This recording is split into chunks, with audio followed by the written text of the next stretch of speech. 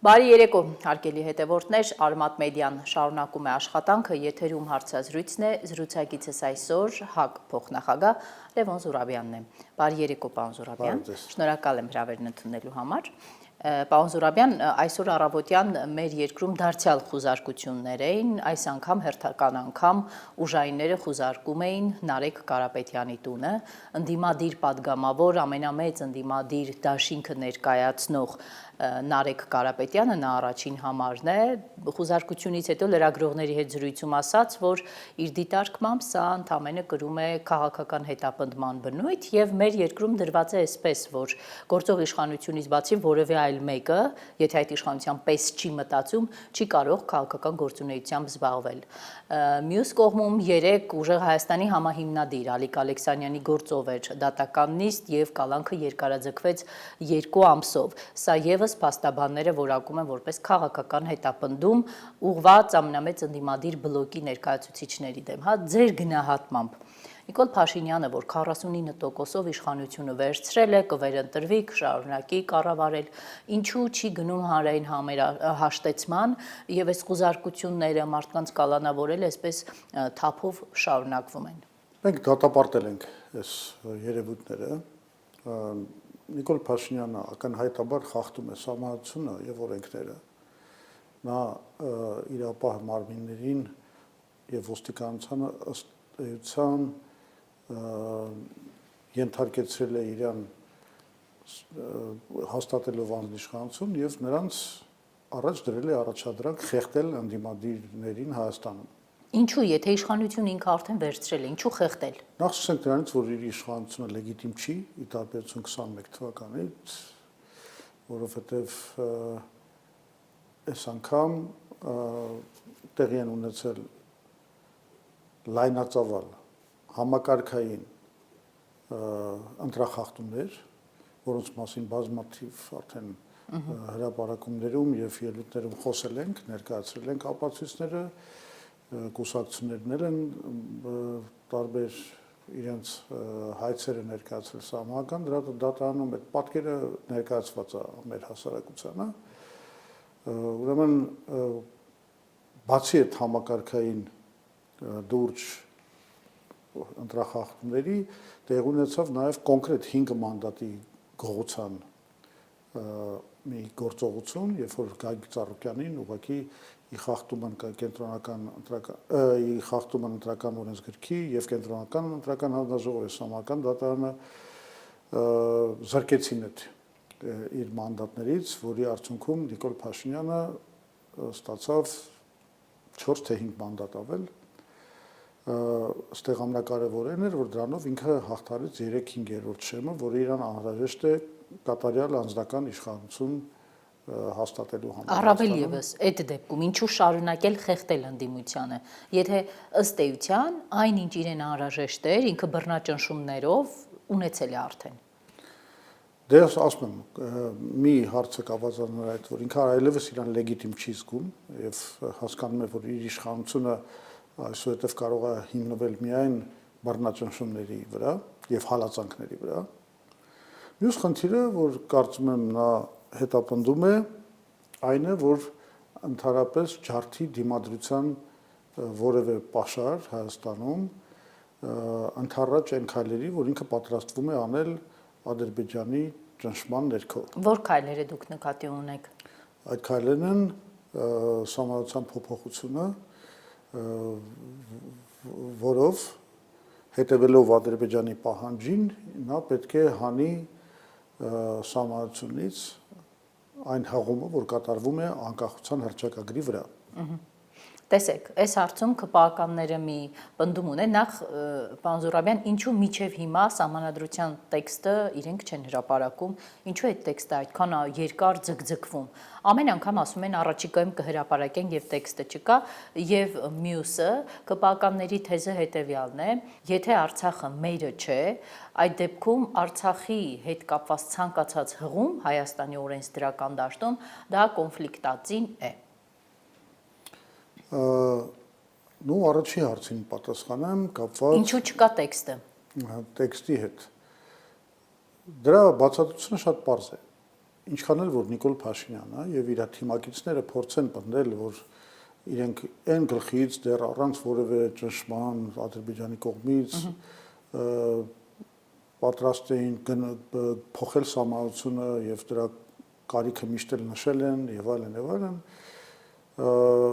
ըստ էության Նիկոլ Փաշինյանը երբեք չի տվել այն հարցի պատասխանը, թե ինչի համար ինքը պետք է փոխի սահմանադրությունը։ Տվել է 29700-ը պահելու համար։ Չէ, ես նկատի ունեմ կապված բուն կառավարման մոդելի հետ կամ սահմանության բարելավման հետ։ Ասենք այդ մի հարցը առայժմ մի կողմ դնենք։ Ինչ կա, ինքը ասում է, չէ, ինքը նաև ասում էր, որ մենք դա անում ենք ոչ թե Ադրբեջանի ճնշման ներքո, այլ մենք ընդհանրապես համարում ենք, որ սահմանությունը փոխվի, պետք է բարելավվի։ Այդ սուպեր վարչապետական, չգիտեմ ինչ, բան չէ, այդ քննադատությունը միշտ տարել է։ Սերժ Սարգսյանի կոստյումի բանը եւ այլն։ Հիմա ինքը Սերժ Սարգսյանի կոստյումը հագել է եւ ոնց որ իրան շատ լավ ազգում այդ կոստյումի մեջ, որովհետեւ այդ կոստյումը նրան ապահովում է բացարձակ իշխանություն։ Հիմա ինչը պիտի բարելավի այդտեղ։ Ինքը դա բարելավելու մասին չէ խոսում։ Նիկոլ Փաշինյանը կոստյումից հրաժարվելու մասին չէ խոսում։ Երբ Նիկոլ Փաշինյանին ու ԿՊ-ին ասում են ինչու եք կպնում սահմանադրությանը, ասում են 29-700-ը պահելու համար դա է անհրաժեշտ։ Բայց իրանք պետք է ինչ-որ մի հատ շղարշ ներկայացնեն, թե իրանք բարելավում են սահմանությունը։ Ոչ չեն մենակ հանելու այդ բանը, հղումը անկախության հռչակագրի վրա, որ զռա այն ինչ որ մենք ասում ենք, որ այդ ամեն ինչը արվում է մենակ Ադրբեջանի պահանջները բավարարելու համար։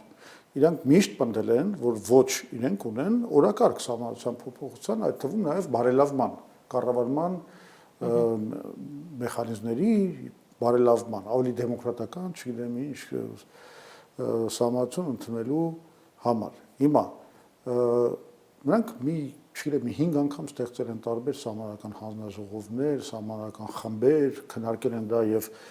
սուտի ընդդիմության հետ եւ ինչ որ փորձագետական կազմի հետ, որոնց ոչ մի սահմանադրագետ չկար եւ այլն, բոլոր այդ փորձերը մատնվել են անհաջողության, մենք մինչև հիմա չունենք որևէ տեքստ։ Իդեպ մի անգամ եղել է մի հատ տեքստ կոնցեպտի մասին փոփոխության եւ դրա արտահոսքները եղան մամուլի մեջ եւ պարզվեց, որ մի հատ աբսուրդ է, ոչ մի լուրջ բան չկա այդ ամեն ինչի մեջ։ Կարճ ասած, իրենք չունեն ռեալ պատկերացում, թե ինչն են ուզում փոխեն սահմանության մեջ։ Այսինքն ամբողջ նպատակը այս փոփոխության շղարշելն է այդ հղումը անկախության հռչակագրի վրա հանելը։ Այդ դեպքում ընդդիմությունը ինչպես պետք է այդ գործընթացը կանխի հիմա։ Այն քաղաքական վերադասավորումը, այն ընդդիմադիր վերադասավորումները, որը մենք ունենք, մենք արդեն տեսնում ենք ովքեր են ազգային ժողովում, ովքեր դարձան արտախորհրդարանական ընդդիմադիրներ, ընդդիմությունը ինչպես պետք է կանխի այն, որ Փաշինյանը Ալիևի պահանջով Հայաստանում սահմանադրություն չփոխի։ Դե այդտեղ ունենք երկու պաշտպանական գիծ, եթե sense արտահայտվենք։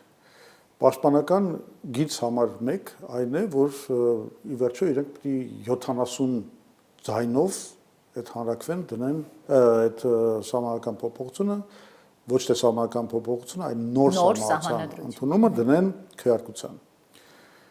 Իրենք հիմա չունեն 70 ձայնը, իրենց պետք է կարծեմ ունեն 64 մանդատ, 5 մանդատ պակասում է։ 5 մանդատ։ Այսինքն իրենք 5 մանդատ պետք է ստանան անդիմության շարքերից։ Իդեպ մասամբ նաև դրանով է բացատրվում այն ճնշումները, որ իրանք գործածում են հիմա ուժեղ Հայաստանի վրա, Հայաստան դաշինքի վրա, իրենք հաշվարկում են, որ օրինակի համար ձերբակալելով Նարեկ Կարապետյանին, այլ անդամներին բռնաճնշումներ գործադրելով նրանք կհասնեն նրան, որ այսպես ասեմ, մի քիչ ավելի թույլ անդամները այդ խմբակցությունների չդիմանալով բռնաճնշումներին կամ աչքի առաջ ունենալով հնարավոր ունեզրկումները, չգիտեմ, բռնաճնշումները, այնուամենայնիվ կօգնեն քաղաքացիական պայմանագրին լրացնել այդ 70 ձայնը։ Հիմա այդ երկու խմբակցությունը ըստ էության այդ առաջի պաշտպանական գիծը իրենք են պահում։ դա իրանց բանն է, այդտեղ արտախորհրդանական քաղաքական ուժերը ոչ մի բան չեն կարող անել։ Այսինքն երկու խմբակցությունները առաջին գծում պետք է այնքան ամուր լինեն, որ Նիկոլ Փաշինյանը ձայնագողությամբ չկարողանա զբաղվել։ Առաջին հարցը դա է, առաջին ինքնին այդ առաջի պաշտպանական գիծն է։ Եթե այդ պաշտպանական գիծը Նիկոլ Փաշինյանը կարողանա ճեղքի, իսկ մենք ամեն ինչ պետք է անենք, որ դա չկարողանա դա անել, դրա համար էլ մենք դատապարտում ենք այս բռնացությունները, դրա համար էլ մենք հասարակական կարծիքի ճնշումներ ենք ստեղծում իշխանության վրա, աշխատում ենք նաև դեմոկրատական համայնքի հետ համաշխարհային, որ այս բաները խախտումները ներկայացվեն նրանց նպատակային է, որ այդ առաջին գիծը չկարանա ճեղքել։ Եթե այնուամենայնիվ այդ առաջին գիծը ճեղքվի, առաջանում է երկրորդ պաշտպանական գիծը։ Դա այն է, որ դե արդեն փաստորեն նոր սահմանության նախագիծը դրվելու է հանրաքվեի եւ այդտեղ պետք է արդեն լինի ժողովրդի դիմադրություն, այսինքն այդտեղ բոլոր ուժերը եւ խորհրդարանական ուժերը եւ արտախորհրդարանական ուժերը եւ մտավորականությունը եւ ինֆլուենսերները, բլոգերները բոլորը անելիք ունեն։ Պարոն Զուրաբյան, Նիկոլ Փաշինյանը ունի տարբերակ 5 տարի եւս այդ սահմանադրական հանրաքվեն ձգձգելու։ Ունի տարբերակ մանևրելու։ Իդեպ իրենից երկու հանրաքվե են պահանջում։ Մեկ Վլադիմիր Պուտինն է ասում գնացեք ձեր երկրի ներսում համազգային հանրաքվե արեք ԵԱՏՄ թե ԵՄ։ Մեկ Ալիևն է պահանջում հանրաքվե սահմանադրությունը փոխելու հարցով։ Հիմա Փաշինյանը ունի տարբերակ մանևրելու։ Այստեղ գալիս է մի կարևոր հարց, ասենք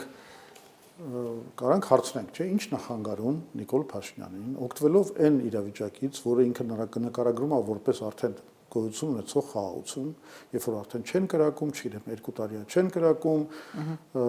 կա նախաստորագրված խաղաղություն, կա ի վերջո TRIP ծրագիր ստորագրված, ինչ նախանգարում Նիկոլ Փաշինյանին ուղղակի շարունակել գնալ այդ ճանապարհով առանց սահմանադրական նոր սահմանության ընդունման եւ ի վերջո երբ որ TRIP-ը գնա առաջ, չգիտեմ լինեն ամերիկյան ներդրումներ, արդեն տեղում կան ամերիկացիք տեղավորվեն, այդ թվում նաեւ մասնավոր ինչ որ անվտանգության ուժեր, որը նախատեսվում է այդ ծրագրերով եւ այլն, իրանք կարող են գնալ առաջ եւ դրանով ըստ էության Ադրբեջանի ճնշմանը դիմակայեն, այսինքն արդեն բանի վրա, ոնց որ գետնի վրա ստեղծվող նոր իրողություններով դիմակայեն Ադրբեջանի այդ ճնշումներին։ Այստեղ ես հասկանում եմ, որ խնդիրը մոտավորապես հետեւյալն է, այսինքն Միացյալ Նահանգները ու ավելի ճիշտ է TRIP զարգացման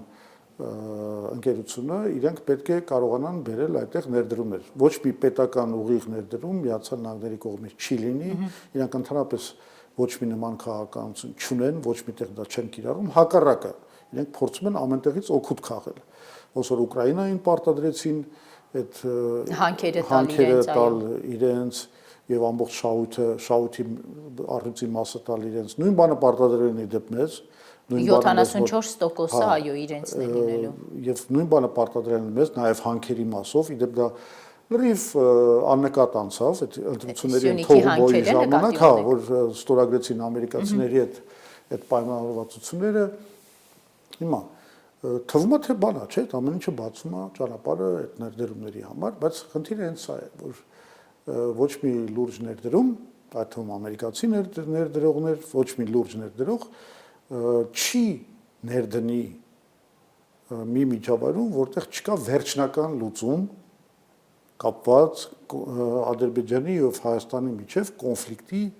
լիակատար ամբողջական սպառման հետ։ Այսինքն չկա խաղաղության պայմանագիր։ Չկա ստորագրված խաղաղության պայմանագիր։ Դուք նկատի ունեք TRIP-ը չի լինի։ Ներդրողները ֆիքսում են մի բան, որ Ադրբեջանը բաց է պահում պատերազմի դուռը։ Նա վերջնական իր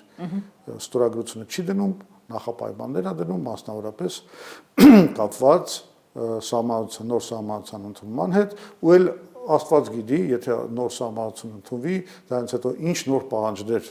պահանջներով հանդես կգա Ադրբեջանը, դա ոչ ոք չգիտի, այսինքն այս անորոշությունը ստեղծում է խնդրեմ։ Երկրորդ խնդիրը։ Միջև երկրորդ խնդրին անդրադառնալ, այստեղ ԿՊԱ-կանները ձեզ կհակադարձեն։ Եթե Միացյալ Նահանգները թրիփի հետ կապված որևէ բան չի անելու, միջև խաղաղության պայմանագիրը չտեսնի, այդ դեպքում կասեն, բա օգոստոսի 8-ը ինչի ստորագրվեց։ Այն ժամանակ էլ չկար խաղաղության պայմանագիր։ Չէ, մի րոպե, այդ հենց արվում էր նրա համար, որ լինի խաղաղության բանը գոնե նախաստարագործման process-ը լինի։ Եթե դուք մոռացել եք, ես հիշեցնում եմ, որ հենց օգոստոսի 8-ին, երբ որ 2025 թվականին, երբ որ դա ստորագրվեց, այդ ժամանակ էլ հենց նախաստորագրվեց խաղաղության պայմանագիրը։ Այսինքն այդ իրադարձությունները արվել են նույն օրը եւ դրանք լրիվ փոխկապակցված են։ Դուք նկատի ունեք այդ երկու փոխկապակցված իրադարձությունները եղել են եւ սա այլը միջև հիմա տեղից չի շարժվել, որովհետեւ Ալիևը ինչի է համաձայնվել նախաստորագրել, որովհետեւ ինքը ստացել է դրա փոխարեն ստացել է Զանգեզուրի Միջանցքի վրա իր նկարտումների լեգիտիմիզացիան իդեմս թրիփ պայմանագրի 99 տարով, չգիտեմ, այդ տարածքը տարող, չգիտեմ, ամերիկացիներին եւ այլն եւ այլն։ Երկրորդ խնդրից էիք խոսում, երկրորդ խնդիրը այս հարցով որն էր։ Երկրորդ խնդիրը դա իհարկե Իրանի հետ կապված իրավիճակն է։ Արդեն 5-րդ ամիսն է Ամերիկան ու Իսրայելը պատերազմում են Իրանի հետ եւ վերջ չկա այդ պատերազմին, չի երևում այդ վերջը։ Ես վերջերս գնացի Իրան եւ նաեւ մասնակցեցի այդ հոգեվոր առաջնորդ Ալի Խամենեիի հուղարկավորմանը, բայց մենք նաեւ ունեցանք բազմաթիվ հանդիպումներ պաշտոնական տարբեր մարդկանց հետ, պաշտոնատար ներկայացուցիչների հետ եւ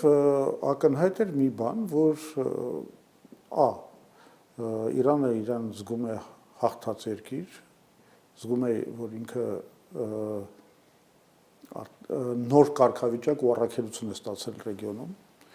Երկրորդը, իրենք շատ պարզ ամբողջ աշխարհին, այդ թվում նաև մեզ ասում են, որ եթե իրենք տեսնեն այդ նույն թրիփ պրոյեկտի իրականացման մեջ սպառնալիքներ ազգային շահերին, իրենք կվարվեն այնպես, ինչպես վարվում են նմանատիպ նախագծերի հետ Պարսից ծոցի հարևան երկրներում։ Այսինքն դուք նկատի ունեք Կաթարում, Էմիրատում, Սաուդյան Արաբիայում նրանք գնդակոծում են ուղղակի բոլոր ամերիկյան պրոյեկտները։ Ու ընդհանրում ոչ միայն ռազմական օբյեկտները, այլ օրինակի համար նաև Ամազոնի բաները, բայց միջև հիմա Իրանը զուսպ է շատ արտահայտվում այդ դեպքում, եթե այդ վտանգը կա, որ թրիփը հակաիրանական պրոյեկտ է, այդ դեպքում միջև հիմա Իրանից եկող այդ զուսպ արձագանքները դուք ինչով եք պայմանավորում։ Իրենք այդպես էլ ասում են, իրենք ասում են, որ բանը Հայաստանը իհարկե իրավունք ունի, որպես սուվերեն երկիր իր պրոյեկտները ունենալ, բայց խորհուրդ չեն տալիս, դա ուղղակի անգամ մեզ ուղղակի ասվեց լրատվամիջոցների առաջ այսօրվա հոգևոր առաջնորդի աներոջ կողմից հայտնի քաղաքական գործիչ, որը ուղղակի ասաց, որ խորհուրդ չեն տալիս ընդհանրապես ամերիկացիների հետ գործ ունենալ, որովհետև նրանցից ոչ ոք խեր չի տեսել, մոտավորապես էս էր իր մեսիջը, բայց եւ նաեւ երկրորդ մեսիջը, որ Իրանը դեռ չի շտապում հայտարարել, որ ինքը տեսնում է այդ թրիփի մեջ արդեն անմիջական սպառնալիքներ իր անվտանգության համար։ Թեև եթե դուք ուշադիր հետևեք ՍԵՊԱՀ-ի, այսինքն այդ իսլամական հեղափոխության պահապանների կազմակերպության այսպես կոչված ՍԵՊԱՀ-ի կամ ռուսերեն քսիր են ասում հայտարարություններին դուք կտեսնեք, որ իրենք բավականին բացասաբար եւ հեգնական եւ արհամարական տոնով են արտահայտվում այդ թրիփի իրականացման հնարավորության մասին։ Տեսեք, պարոն Զուրաբյան, եթե թրիփով այս պահին, երբ որ խառն է եւ պատերազմական վիճակ է, էլ ավելի մեծ խնդրեմ է ստեղծում նաև ներդրողների համար այդ թրիփում ներդրելու համար։ Թրիփով Հայաստանի հարավը նման խնդրի առաջ է փաստորեն կանգնած, մյուս կողմում մենք խնդիր ունենք հայ-ռուսական հարաբերություններում։ Տեսեք Նիկոլ Փաշինյանը Պուտինի հետ հեռախոսազրույց է ունենում ու դրանից 3 օր անց ինքն ասում է, որ մենք հայկական երկաթուղին պետք է վերցնենք, դա այլընտրանք չունի։ Մենք տեսնում ենք Ռուսաստանի կողմից համատարած պատժամիջոցների կամ սանկցիաների կիրառումը մեր արտադրանքի նկատմամբ, որ մի ԿՊԱԿ-ը գնում է հանրային հեռուստաընկերություն, ասում է, բայ եթե Ռուսաստանը մեր նկատմամբ սանկցիաներ է կիրառում, մենք մնում ենք ԵԱՏՄ-ում, որ ինչ անենք։ Այս դեպքում մյուս կողմից սպառնալիքները Հայաստանին որոնք են։ Խոսքը հենց դրա մասին է, ամբողջ իրավիճակը ստեղծվել է այն պատճառով, որ Նիկոլ Փաշինյանը շատ միակողմանի աշխարհաքաղաքական կողմնորոշում է ընդունել եւ սպասարկում է այն աշխարհաքաղաքական պրոյեկտները, որոնք կապված են Միացյալ Նահանգների, Եվրոպական միության, Թուրքիայի, Ադրբեջանի եւ Իսրայելի շահերի հետ։ Այսինքն ոչ Հայաստանի հետ։ Իհարկե ոչ Հայաստանի հետ, որովհետեւ այստեղ խնդիրը ո՞րն է, որ Հայաստանը այս միակողմանի կողմնորոշման մեջ մտնելով եւ ոտնահարելով կամ անտեսելով եւ Ռուսաստանի, եւ Իրանի, եւ Չինաստանի շահերը,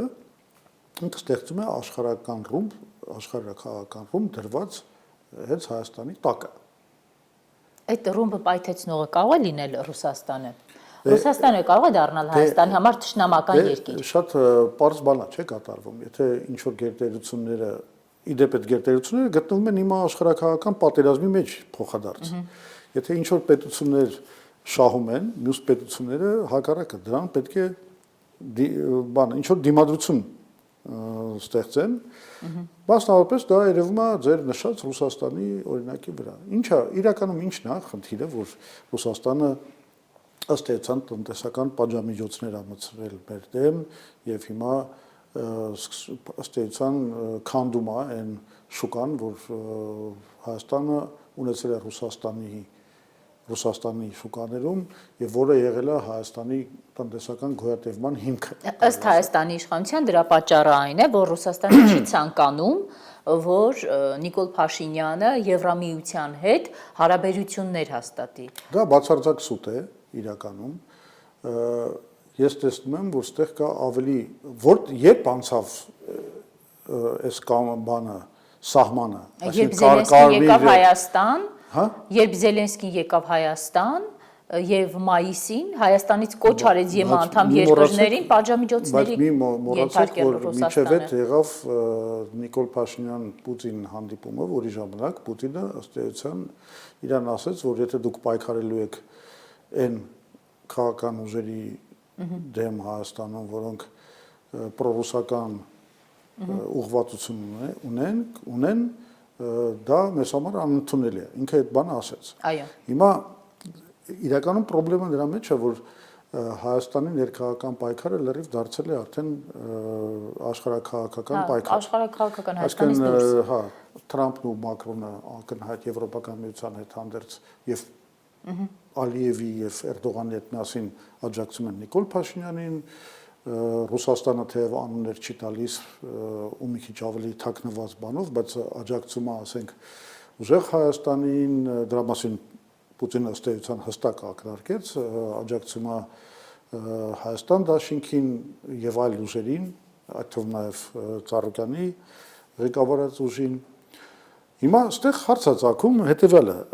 նայեք, այս պահվածքը եղել է նաեւ Ուկրաինայի դեպքերի ժամանակ, այսինքն Ուկրաինայում երբ որ մի քանի անգամ արևմուտքը այդ նարնջագույն հեղափոխություն կատարեց, Ռուսաստանը ըստ էության պատասխանեց դե լավ, եթե նոր խաղի կանոններ են, որ մենք sense միջամտում ենք, մենք էլ կսկսենք միջամտել եւ միջամտեցին, ասենք պրոռուսական մարդկանց բերեցին իշխանության Յանուկովիչին, եթե հիշում եք, եւ այլն եւ այլն։ Այսինքն հիմա մեր երկրում նույն բանն է տեղի ունենում։ Այսինքն տեսեք, պարոն Զուրաբյան, ես վերջին շրջանում շատ Այստեղ Ռուսաստանը հիմնականում ուզում եմ ասեմ, այս իր բանը գալիս է նրանից, որ ինքը ասում է ախպեր, եթե դու սկսելու ես հալածել պրոռուսական ուժերին, դու ըստ էության ընդունել ես բան։ Բայց խնդիրը պրոռուսական կամ ադրբեջանական ուժերն են, խնդիրը պարոն Զուրաբյան, թե առհասարակ Հայաստանի համար Ռուսաստանը որպես երկիր թշնամի կերտելու գործընթաց է հիմա գնում։ Մեր իշխանական ռոպագանդան դրա վրա է նստած։ Եթե բոլոր այդ ուժերը հայտարարվում են բան թշնամի, ըստ էության հայոց իբր թե անկախության, այդպես թշնամի են հայտարարում, իրականությունը այն է, որ անկախության քայքայող գլխավոր ուժը այսօր ԿՊՆ-ը, Հայաստանի Նիկոլ Փաշինյանի գլխավորությամբ, նայա որ Հայաստանում ապամոնտաժում ազգային պետությունը, նայա որ լրիվ դարել է Ալիևի, Էրդողանի խամաճիկը եւ փնտրում է իր պակասող լեգիտիմության փոխհատուցումը ծառայելով Եվրոպական միությանը եւ Միացյալ Նահանգներին տարիներ առաջ Լևոն Տեր-Պետրոսյանը ՀԱԿ նախագահ հիմնադիր նախագահ Հայաստանի Նիկոլ Փաշինյանի վերաբերյալ տարիներ առաջ էր օգտագործել ազգակործան պատուհաս ձևակերպումը, այսինքն հիմա բան չի փոխվել։ Չէ, ուժի մեջ է, եթե արտահայտությունն եք։ Այո, արտահայտությունը ուժի մեջ է, իհարկե։ Որովհետև այս արտահայտությանը հակադրվողներն ասում են, հա, այո, Արցախում պարտվեց, Արցախը հանձնեց, բայց Արցախի հետ կապված կնճռոտ խնդիր կար, չկարողացավ լուծել, բայց դե հիմա ամեն ինչ անում է Հայաստանի այս տարածքը պահելու համար։ Իդեպ այդ գաղափարը կրողները կողմ են, որ Տիգրանաշենն էլ հանձնի, անկլավներն էլ հանձնի, մենակ պահի։ Նախ այդ հանձնման process-ը հա գնում է եւ չի կանգնել, եւ նաեւ անկլավների վերաբերյալ, հա մենք շուտով զարգացումների ականատես կդառնանք, բայց այստեղ ամենակարևորը Ղարաբաղը հանձնեց, հիմա հանձնում է նաև թրիփը ինչ է, դա 99 տարով ըստ էության այդ Զանգեզուրյան միջանցքի վերահսկողությունը ամերիկացիներին հանձնելու խնդիր է, բայց դե մի հատ ուրիշ խնդրեմ կա, բանն այն է, որ իրականում այս ամերիկյան վերահսկողությունը դա շատ լուրջ երաշխիք չի կարող Հայաստանի համար ծառայել, որովհետև Միացյալ Նահանգները 100 տարով լավ կնքել են, բայց Միացյալ Նահանգները հիմա այնպես վիճակում են, որ իրանք կորցնում են իրանք դիրքերը ամբողջ աշխարհում։ Եվ չգիտենք Թրամփի գնալուց հետո ինչ կլինի։ Չգիտենք Թրամփի գնալուց հետո ինչ կլինի, եւ արդյոք Միացյալ Նահանգները պատրաստ կլինեն գնալ ռազմական կոնֆլիկտների ասենք այն դեպքում, երբ որ Թուրքիան ու Ադրբեջանը որոշեն այնուամենայնիվ բռնի ուժով այդ բանը գրավել։ Այսինքն կարող է Սյունիքը դառնալ վիճելի տարածք, վիճելի խնդիր։ Չէ, արդեն եղել է Արցախը հանձնեց, բայց չպրծավ, հիմա Սյունիքն է դարձել խնդիր։ Արդեն տեղի է ունեցել Ադրբեջանի պահանջների լեգիտիմիզացիա, որովհետև միջև այդ որևէ քաղաքական միջազգային փաստաթուղթ չկար, որը խոսեր նրա մասին, որ այսինքն ստորագրված փաստաթուղթ, որը խոսեր Մեղրիի միջանցքի մասին։ Հիմա դա լեգիտիմացվել է։ Ես ձեզ ասեմ, այնպես չի, որ Ադրբեջանը Թուրքիան միջև 100% գոհ են այդ փաստաթղթից։ Օրինակ վերջերս բանա մի հատ հեռուստատեսային հաղորդում էր եւ այդ տարածված ընդհանրապես Թուրքիայում այդ տեսակետը, երբ որ մի թուրքական գեներալ հարցնում է իսկ ով է ստեղծել այդ Զանգեզուրի միջանցքը, եկեք չմոռանանք, այդ միջանցքը ստեղծել է Մուստաֆա Քեմալը, Աթաթուրքը։ Նա է, որ ստեղծել է Նախիջևանի հանրապետությունը, որը ճիշտ է խլելով նա Հայաստանից անջատել է իր ճնշման տակ Նախիջևանը։ Անգլիացիք օրինակ ընդունում էին Նախիջևանը որպես Հայաստանի մաս։ Դա եղել է, ասենք 2021 թվին։ Նաև որ 1932 թվականին տարածքներ փոխանակեց Իրանի հետ, որի շնորհիվ Թուրքիան ստացավ սահման Նախիջևանի հետ։ Այսինքն ինքը ասում է, այդ Մուստաֆա Քեմալը այն ժամանակ այդ ամեն ինչը նախագծել է, ստեղծել է, ու հիմա պետք է այս վերջի 42 կիլոմետրը գան ամերիկացիք տիրանան։ Այսինքն իրանց համար դա բան է, այդ վերջնական իրականացումը չի, դա դեռ են Քեմալի պատկերացրած իդեալական ծրագիրը չի։ Դեպքում հարց է, չէ՞ ցակում, բա ինչի Ալիևը գնաց դրա ստորագրման։ Շատ պարզ, որտեվ ինքը դրանով լեգիտիմացրեց բանը Ադրբեջանի նկարտումները այդ միջանցքի վրա։ Հիմա ուստեղ արդեն երկրորդ հարցի պատասխանել է գալիս։ Ինչի ինքը չի ստորագրում փաստաթուղթը, որտեվ ինքը շարունակում է բաց պահել պատերազմի հնարավորությունը։ Այդ օպշնը, այդ հնարավորությունը ինքը շարունակում է բաց պահել։ Դուք ասացեք Նիկոլ Փաշինյանը շարունակելու է հանձնել, այսպեսի մի ձևակերպում օգտագործեցիք, ունի ընդդիմությունը տարբերակ կանխելու Տիգրանաշենի եւ մյուս անկլավների հանձնման գործընթացը։ Դե հիմա եթե հիշում եք այն 3 գյուղի հանձնման շուրջ ինչ շարժում ձևավորվեց, ես չեմ կարծում, որ այս անկլավների հանձնումը այդքան հանգիստ կընդունի մեր հանրությունը։ Եվ այո, պետք է պատրաստ լինել նաև նոր դիմադրության շարժում ստեղծելու այդ դեպքում, որովհետև միակ լուծումը, որ իրականում այսօր կարող է լինել անկլավների հարցում, դա ֆորմալ, հիմա դե ֆակտո արդեն փոխանակված է Արցվաշենը եւ 3 հատ այդ ադրբեջանական անկլավները, բայց խոսքը գնա նրա մասին, որ եթե սահմանազատում ենք անում, ընդհանրապես փոխանակում կատարվի ֆորմալ այդ տարածքների, որովհետեւ Արցվաշենի տարածքը մոտավորապես 38 քառակուսի կիլոմետր է, իսկ ադրբեջանական անկլավների գումարային մակերեսը 42 կիլոմետր է կազմում, այսինքն դա մոտավորապես հավասարազոր տարածքային առումով հավասարազոր փոխանակում է։ Այսինքն Արցվաշենը մնա իրենց, Արցվաշենը մնա իրենց, այս ադրբեջանական անկլավները, այսպես կոչված, մնան մեզ։ Այստեղ նաև կարևորագույն հարցը հետևելը։ Արցվաշենը ոչ մի խնդրեմ չի ստեղծում Ադրբեջանի համար, ոչ մի ստրատեգիական նշանակություն չունի։ Ինքը իրականում բավականին մեկուսացած մի հատ բան է, տարածք լինելու ադրբեջանական տարածքի խորքում։ Լրիվ հակառակն է, այո։ Լրիվ հակառակն է վիճակը մեր այն անկլավների, որոնք ադրբեջանական են ֆորմալ, բայց հիմա փաստացիորեն գտնվում են մեր վերահսկողության ներքո, որովհետև այդ բոլոր անկլավները նստած են մեր ստրատեգիական ճանապարհների վրա։ Մեկը դա Եթե դա էլ է տալիս եւ այլընտրանքային ճանապարհներ է կառուցում, բայց տալիս է։ Երբ Հայաստանի Հանրապետությունը շարունակում է փրթել Հայաստանը, ստրատեգիական ճանապարհները տալիս է Ադրբեջանի շարունակում է թուլացնել Հայաստանը ստրատեգիապես։ Հիմա դրա դեմ մեր հայ ժողովուրդը չպետք է ապստամբի, չպետք է ընդվզի։ Իդեպ դուք խոսեցիք 3 գյուղերի հանձնման մասին, երեք Նիկոլ Փաշինյանը, այն Նիկոլ Փաշինյանը, որի իշխանության օրոք Ադրբեջանը Երևան քաղաքի չափ տարածք է օկուպացրել Հայաստանից եւ Փաշինյանը չի կարողանում ադրբեջանական զորքին մեր երկրից դուրս քշի, Նիկոլ Փաշինյանը բարկացավ շատ, ասաց, որ պետք է վավերագրական ֆիլմ նկարվի սահմանազատման այդ գործընթացի մասին։ Եթե դուք լինեիք ֆիլմի սցենարիստը, Փաշինյանին որ դերը կտայիք։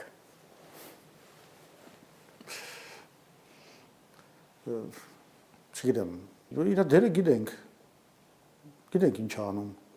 Խամաճիկա, սովորական խամաճիկա, որը Ալիևի հրամանները իրականացնում է։ Ընդ որում, գիտեք, sense մի հատ արգումենտ կա, ես ուզում եմ ասեմ, հա, շատ հաճախ ԿՊԱ-ականները նրանց աջակցող այդ փորձագետները փորձում են մեզ ներշնչել այն միտքը, որ բա ինչ անի Նիկոլ Փաշինյանը, ինքը փորձում է պատերազմը կանգնացնել, ինքը տարբերակ չունի։ Այո։ Ես ուզում եմ նրանց ասել, որ իրականում ինքը տարբերակ ունի։ Որն է։ Վերականգնել աշխարհաքաղաքական բալանսը։ Այսինքն ոչ թե գնալ մի աշխարհաքաղաքական ճամբարի ուղղությամբ, այլ փորձել համագործակցության մեջ մտնել նաև Իրանի, Ռուսաստանի եւ Չինաստանի հետ։ Աշխարհաքաղաքական բալանսը վերականգնելու պարագայում Փաշինյանը կմնա Հայաստանում իշխանության։ Չէ, ինքը այլևս չի կարող դա անել, որովհետեւ ինքը ծախել է իր խիղճը, ինքը ծախել է ինքը արդեն, ասենց ասեմ, այն Ֆաուստի բանը ղազագիրը ստորագրել է։ Ինքը արդեն չի կարող իր այդ խամաճիկային դերից հրաժարվել։ Խամաճիկը չի կարող նորից դառնալ բան գործող, անկախ մարդկային կերպար։ Ինքը արդեն գիտի, որ իր իշխանության հիմքը դա իր ծախվածությունն է։ Պահելու գինն էլ է ծախվածությունը։ Իշխանության բայերք է, նույն բանն է։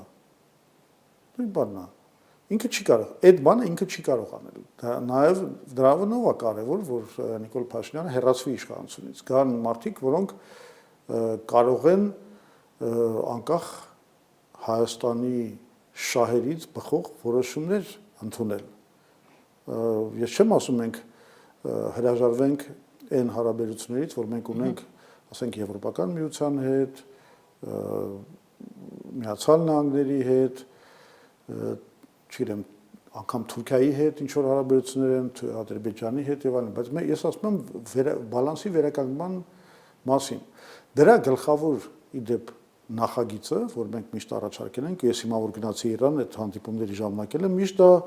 առաջ մղել եւ բավականին մեծ արձագանք ենք ստացել, դա մեր այդ առաջարկն է TRIP plus BRICS ծրագրի վերաբերյալ, որ մենք պետք է կառուցենք երկաթուղի, որը անմիջապես կկապի ուղիղ ձևով Զանգեզուրի հենց տարածքով Հայաստանը Իրանի հետ եւ կդառնա հակակշիռ միակողմանի այդ TRIP-ի պրոյեկտին եւ նաեւ ցույց կտա, որ բանը այդ TRIP զարգացման այդ ընկերությունը չի ստանում մեր ինքնիշխանությանը վնասող գերակայություն այդ TRIP-ի տարածքի վրա։ Այսինքն այդտեղ կարող են լինել նաեւ այլ ընկերություններ, այլ պրոյեկտներ իրականացվեն, որոնք չեն սպասարկում միակողմանիորեն այդ պետությունների շահերը։ Երբ որ մենք այդ բալանսը վերականգնենք, ես ասում եմ, մենք չեմ ասում հրաժարվենք նրանցից։ Դա էլ սխալ կլինի։ Գալ, ասենք, զրոյացնել ամեն ինչ։ Այն զրոյացնել, հիմա էլ մտնել նո, ասենք պայմանական, ասենք Իրան, Չինաստան, Ռուսաստան այդ ճամբարի մեջ, որը առանձնապես տենց կազմակերպված ճամբար չի, ի տարբերություն արևմտյան ճամբարից։ Բայց այնտեղ կա շահերի ընդհանրություն եւ մենք տեսնում ենք ինչ համագործակցություն է գնում նաեւ պատերազմներում ռուս-ուկրաինական եւ ամերիկա-իրանական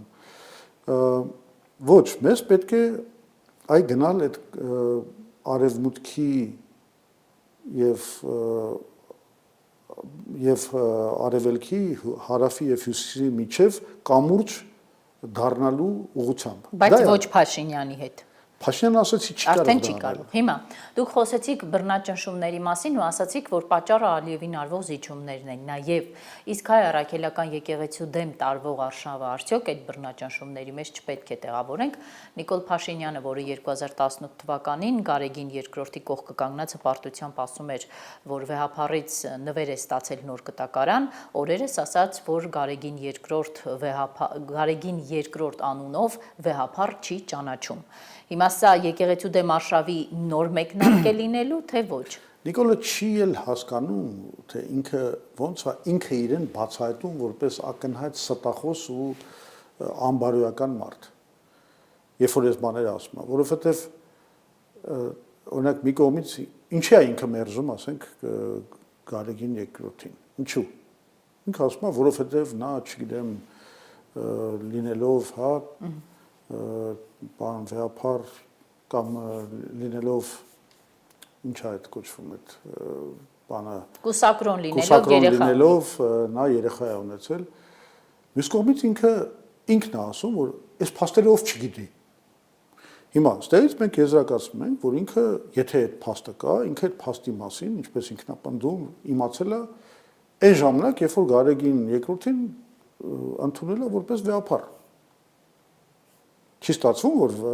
Նիկոլ Փաշինյանը ամենաանբարոյական մարդկանցից մեկն է, որովհետև այն ժամանակաշրջանում նա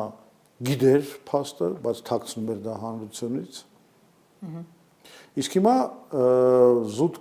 ինչ որ քաղաքական շահագրգռություններով փորձում է այդ բանը, այդ քարոզը տանել։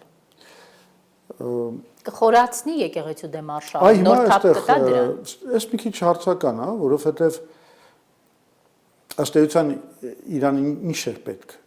Իրեն պետք էր ինքը համարում էր, որ հայ առաքելական եկեղեցին դա խոչընդոտ է իր վերընտրման համար։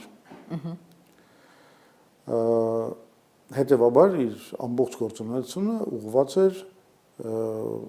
այդ ջարդելու այդ հայ առաքելական եկեղեցու դիմադրությունը վեհափառի, չգիտեմ, Միքայել Սրբազանի, Բագրատ Սրբազանի եւ այլն եւ այլն։ Սրանով է կարելի բացատրել այն ամբողջ արշավը ասպար ասպատակությունը, որ ինքը կատարեց հայ-առաքելական եկեղեցու դեմ։ Բայց հիմա ինքը համարում է, որ ընտրությունները անցել են,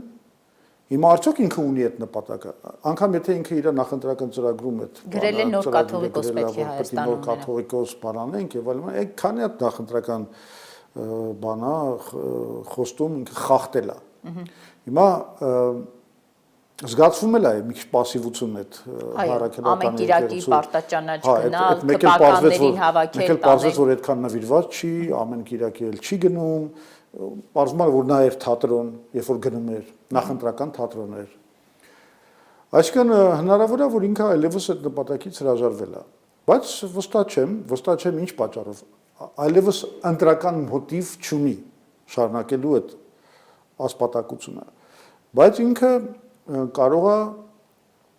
այնուամենայնիվ ընկնի նորից Ալիևի դրբի տակ։ Այսինքն Ալիևի պահանջները նաև այդ ուղղությամբ կարող են նրան նորից դրթել այդ